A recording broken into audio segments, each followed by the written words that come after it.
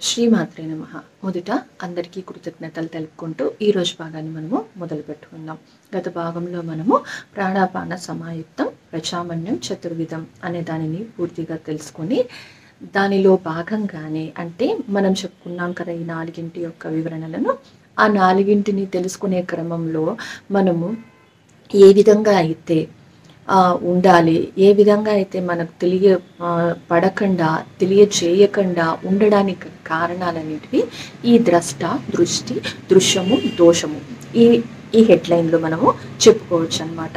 మనం ఆల్రెడీ చెప్పుకున్నాం, మనం అందరూ కూడాను ఒకే చోట ఉండడానికి గల కారణం ఏమి అని ఎందుకు అనేసి అంటే మనకు తెలియకుండానే ధ్యానంలో చేసేటువంటి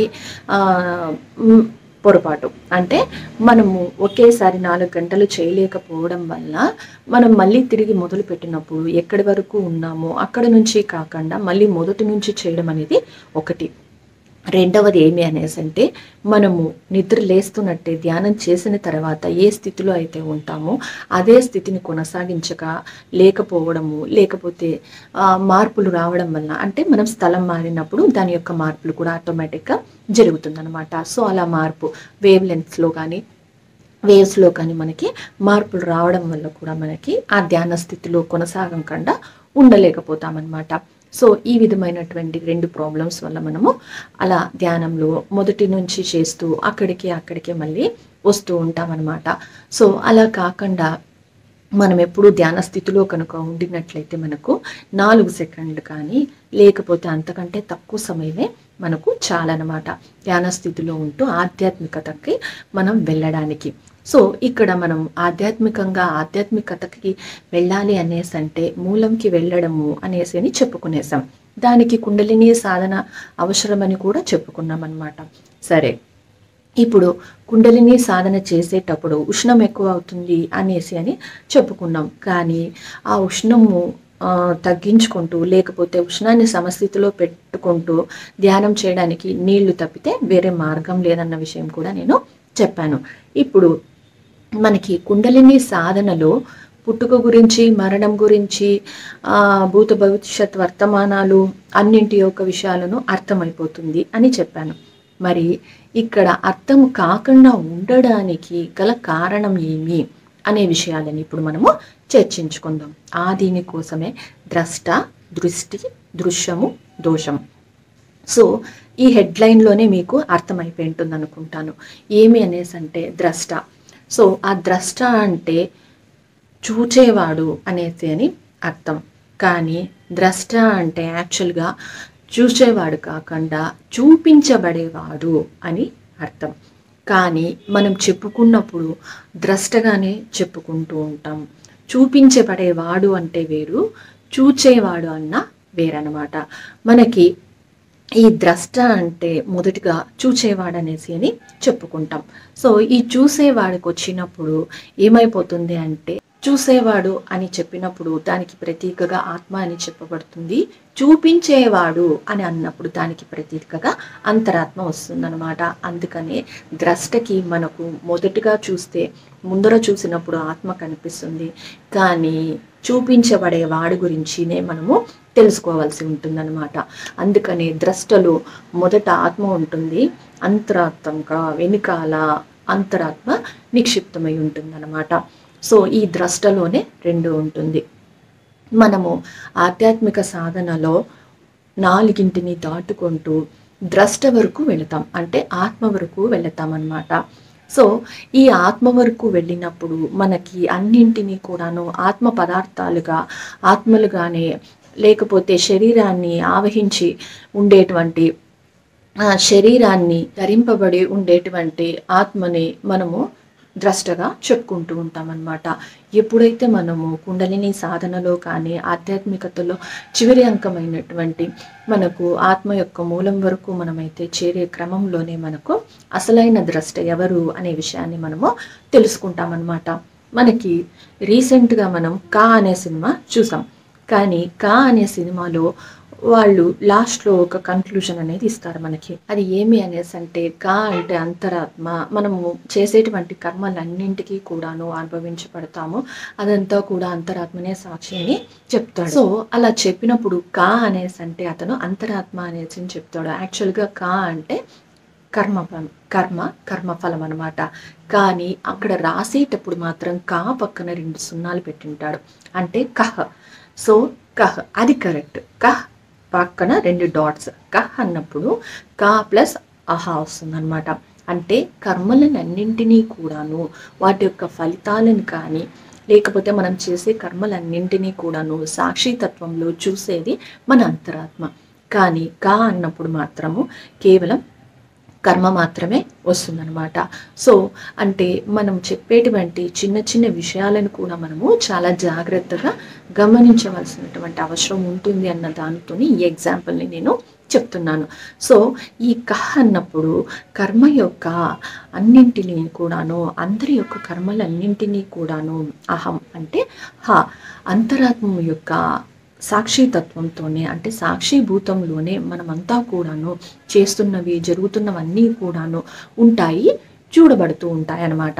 అందుకే ద్రష్ట అని చెప్పడానికి కారణం.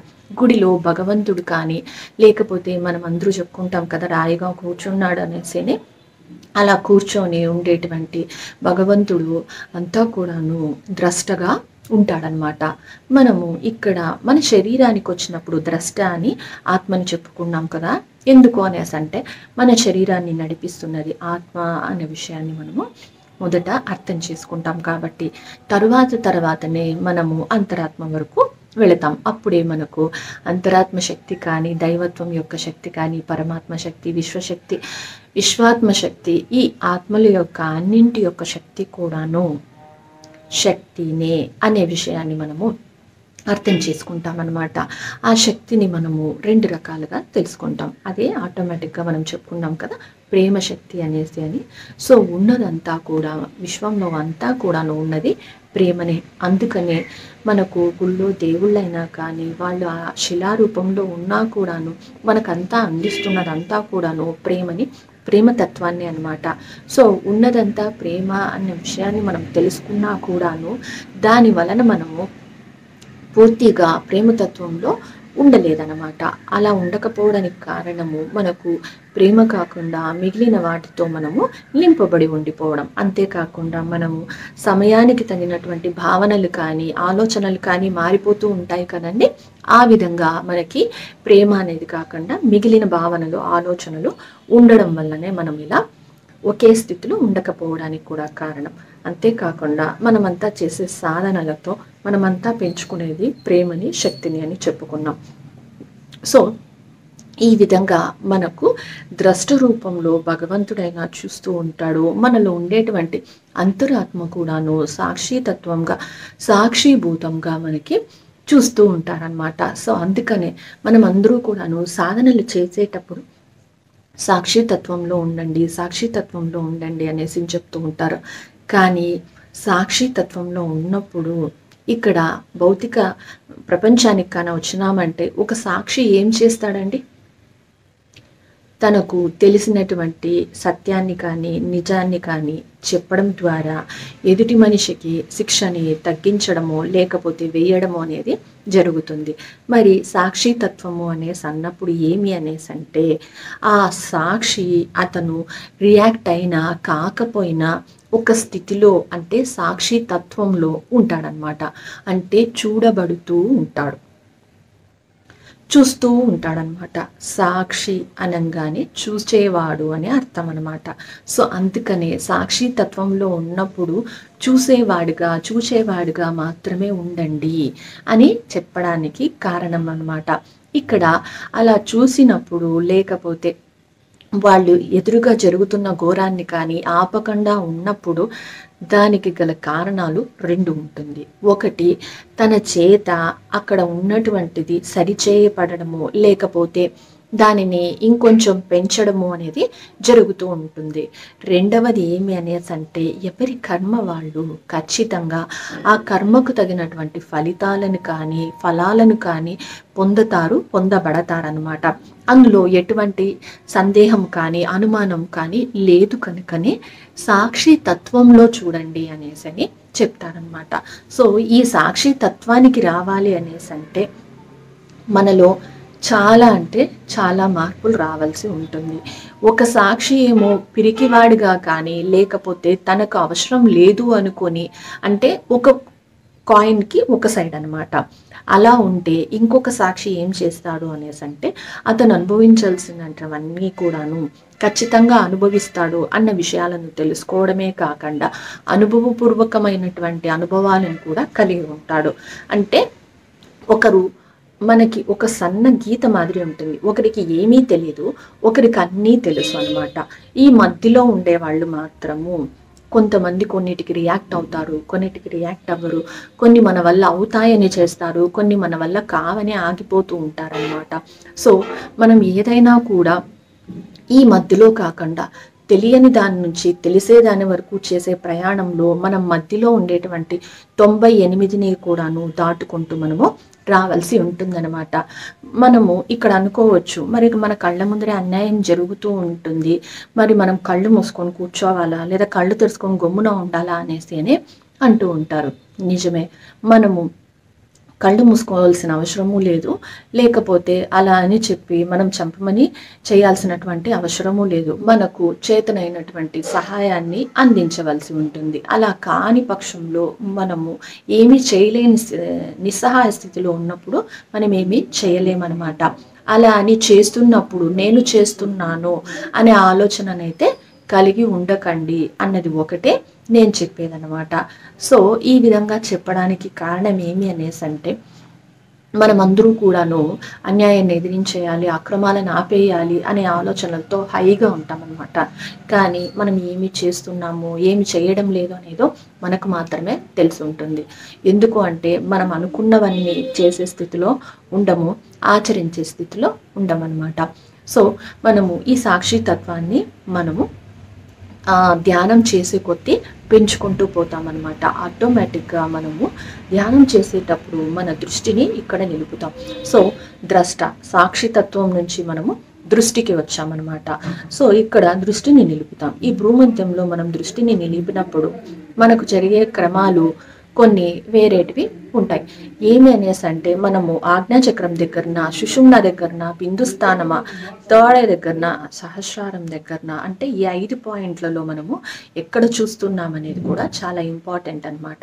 సో ఈ దృష్టి గురించి వచ్చేటప్పటికి మనము దృష్టిలో మళ్ళీ ఈ 5 కాకుండా ఆత్మదృష్టి, శక్తి దృష్టి, సూక్ష్మ దృష్టి, మనోదృష్టి అనేసి అని చెప్పి అంతరాత్మ దృష్టి, ఈ 5 రకాలైనటువంటి ఇంకా దృష్టిలు ఉంటాయన్నమాట. అంటే మొత్తం 10 ఉంటుంది.